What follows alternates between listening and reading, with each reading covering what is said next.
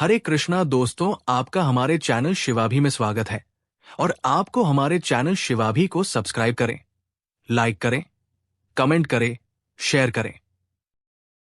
जब हम खुद को नियंत्रित करने की कोशिश छोड़ देते हैं और ईश्वर की इच्छा में रच बस जाते हैं, तब भीतर कुछ गहरा बदलता है। जो हम अपने बारे में मानते हैं, जैसे मैं कमजोर हूं, मुझसे नहीं होगा, मैं इतना काबिल नहीं हूं, ये सब धीरे धीरे मिटने लगता है। ईश्वर सिर्फ हमारे कर्मों को नहीं देखते, वे हमारी नीयत, हमारी भक्ति और हमारे धैर्य को भी देखते हैं। वे जानते हैं कब हमें थामना है, कब हमें आजमाना है और कब हमें ऊपर उठाना है। जब हम टूटते हैं, तब वे हमें भीतर से मजबूत बनाते हैं। जब हम खो जाते हैं, तब वे हमें खुद से मिलवाते हैं।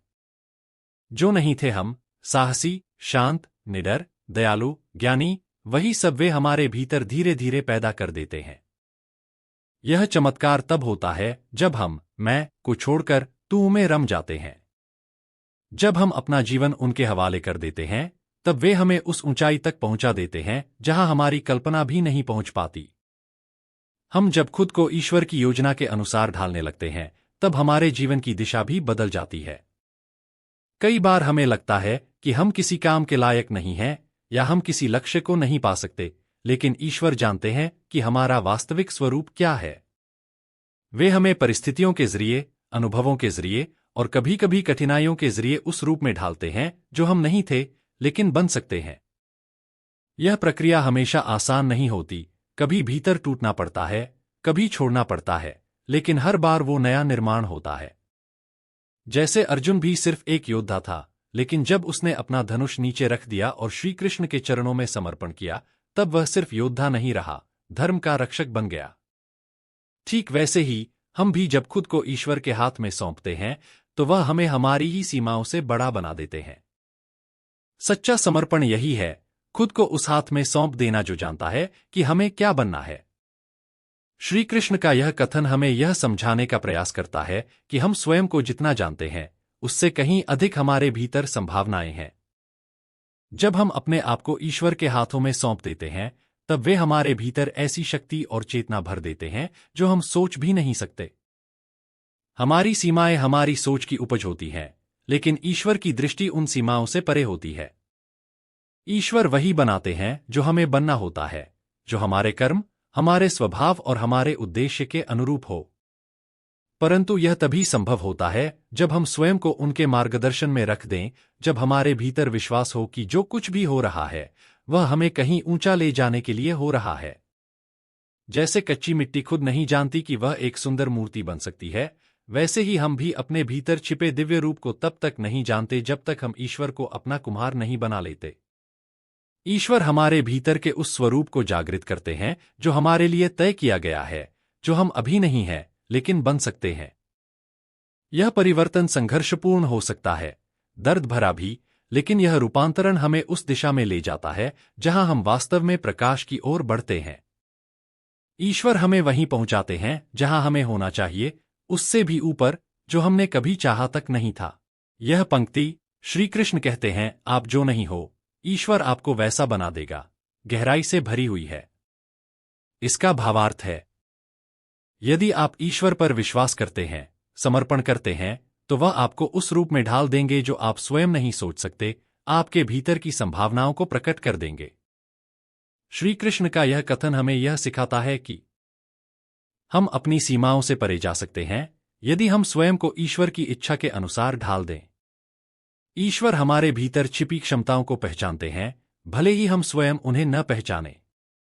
आत्मसमर्पण, श्रद्धा और भक्ति ही वह माध्यम है जिससे ईश्वर हमारी आत्मा को तराशते हैं। जैसे अर्जुन को महाभारत के युद्ध में श्री कृष्ण ने सिर्फ योद्धा नहीं, धर्म का रक्षक बना दिया, वैसा ही हर व्यक्ति के साथ हो सकता है जो स्वयं को ईश्वर को सौंप देता है। अगर चाहो तो मैं इस विचार को किसी शायरी, कविता या कहानी के रूप में भी ढाल सकता हूं। कभी कभी जीवन हमें ऐसे मोड़ पर लाकर खड़ा कर देता है जहां सब धुंधला सा लगता है। समझ नहीं आता कि किस ओर जाए, क्या करें, क्या सही है, क्या नहीं। उस समय अगर हम खुद को ईश्वर के भरोसे छोड़ दें, तो वो रास्ते अपने आप खुलने लगते हैं।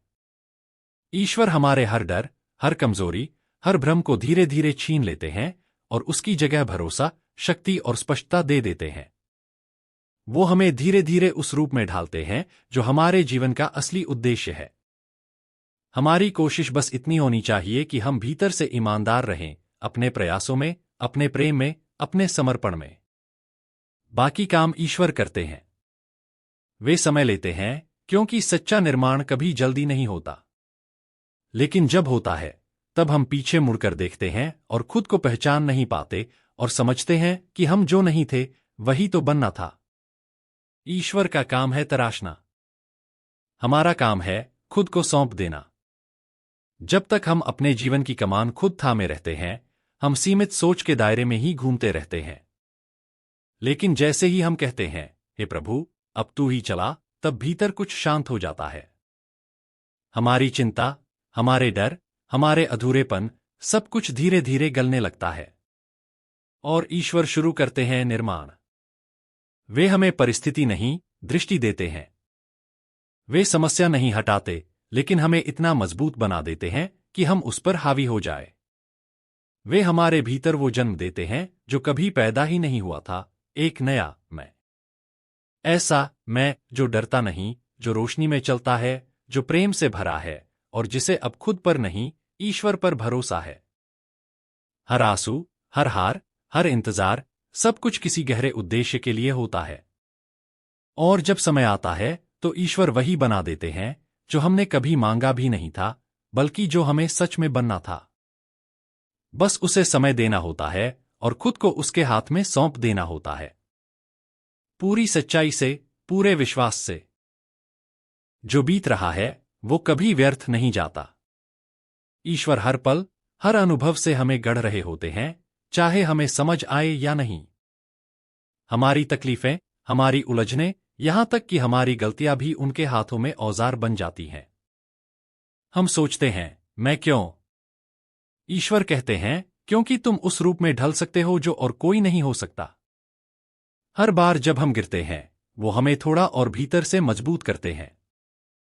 हर बार जब हम हार मानते हैं, वो हमारे भीतर उम्मीद की एक और चिंगारी जगा देते हैं। हम जो सोचते हैं कि खत्म हो गए, वहीं से शुरुआत होती है, उस रूप की जो हमने कभी देखा ही नहीं था।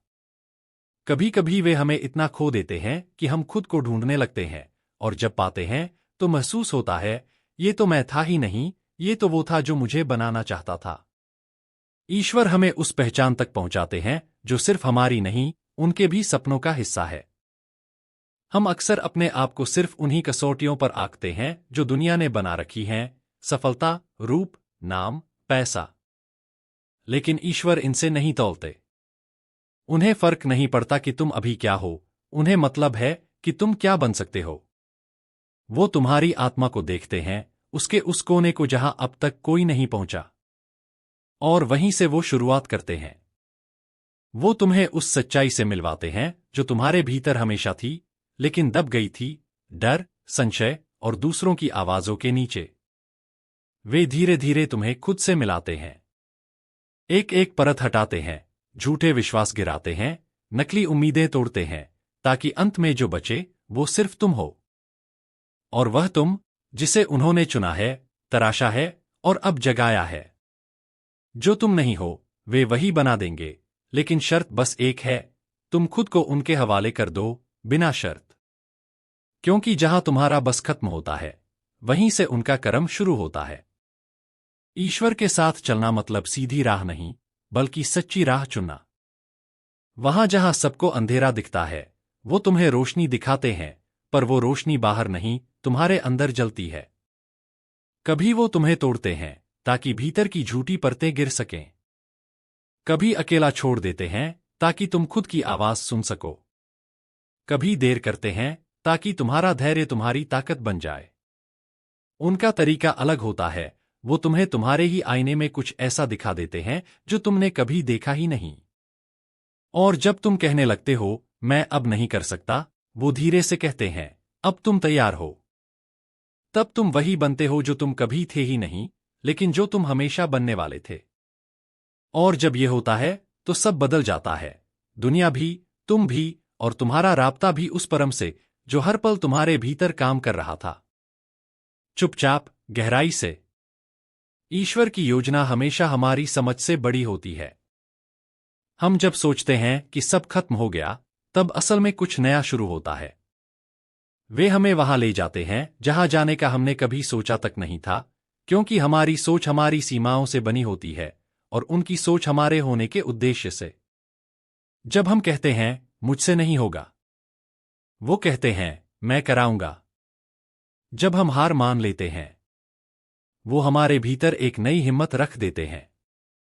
जब सब दूर चले जाते हैं, वो सबसे करीब आ जाते हैं। और फिर धीरे धीरे, चुपचाप, वो उस तुम को बना देते हैं जिसे न तुम जानते थे न दुनिया। एक ऐसा तुम जो उनकी योजना का हिस्सा था। जो नहीं हो अभी, वही बनाना है उन्हें। बस रुकना नहीं, भरोसे से चलते रहो। उम्मीद है आपको हमारी वीडियो पसंद आएगी और आपके लिए अच्छी वीडियो बनाते रहेंगे। जय श्री कृष्णा दोस्तों, धन्यवाद दोस्तों।